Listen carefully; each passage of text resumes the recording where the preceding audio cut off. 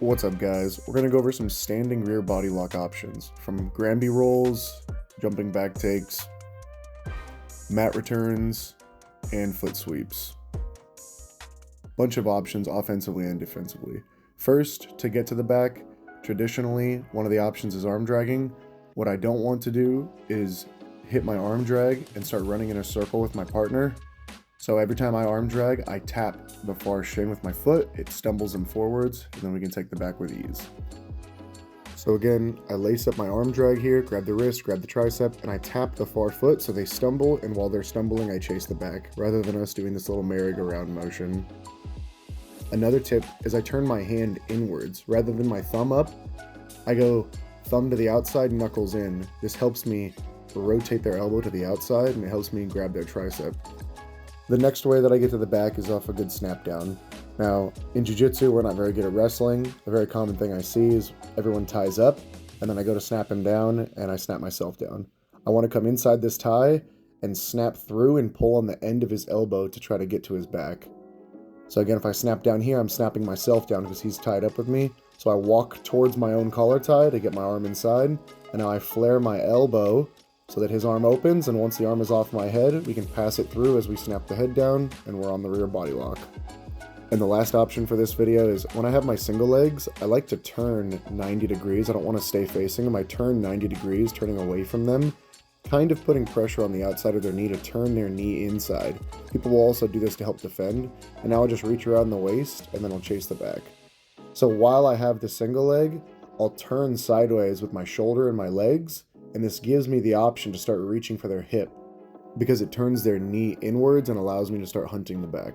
One more time from this angle, I catch the leg, I turn forward, which starts to turn his knee, or he can turn his knee defensively, and then we chase the back from there.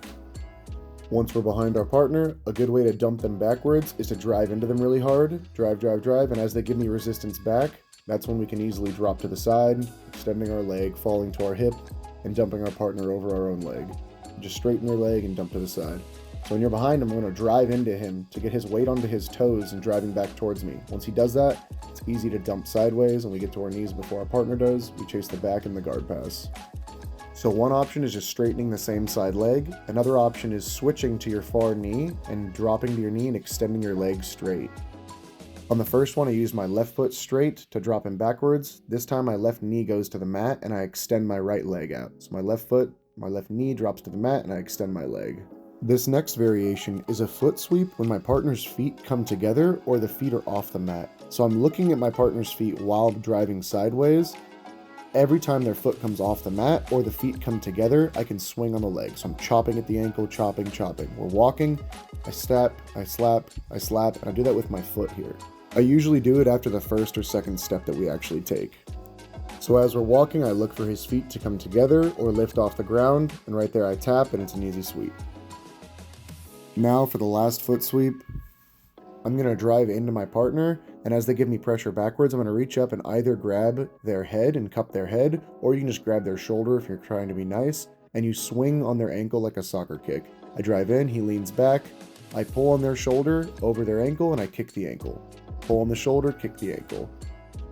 I need to make sure that I have pressure driving back into me here. So while I connect my hands, I want to try to drive him onto his toes, just like I said at the beginning of the video. And there's our foot sweep. This next one, you jump into double butterfly hooks behind your partner into the crab ride, and you can dump them sideways, and then you can hunt the back. So all you have to do is jump with 2 butterfly hooks, ankles behind the knees, and start extending. It's really good for shorter people. For mat returns, I don't like to try to connect my hands and do a big squat deadlift picking them up. What I like to do is split their legs with one of my legs and do a little hip thrust sideways. So I'm going to pull them into my hip, and then I swing with the far leg. I hip thrust as I pull them in, and then I tap their foot when their weight's in the air and it sends them sideways. So instead of deadlifting, I split the legs, I bump, and I tap.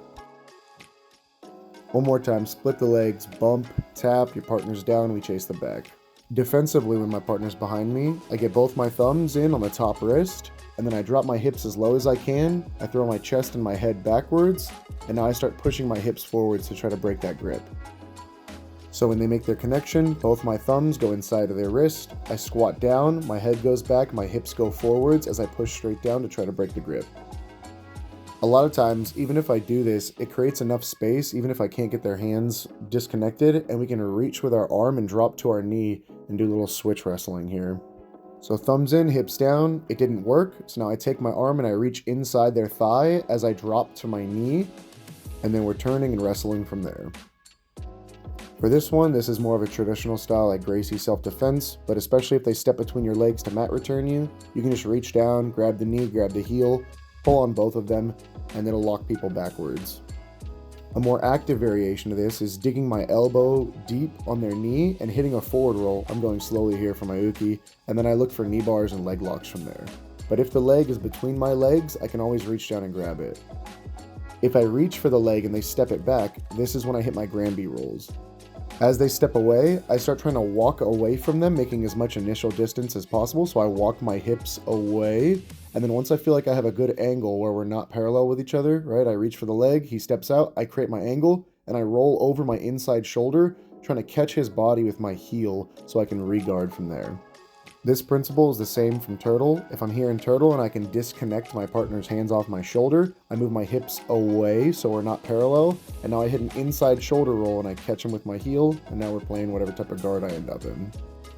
So one last time on this Granby roll, I have the rear body lock, I reach for the leg, it's not there, I create my angle, and now I hit my shoulder roll and we're out. Again guys, this is a request video from a class that I taught. Let me know if you have more requests in the comments, and until next time, let's get it.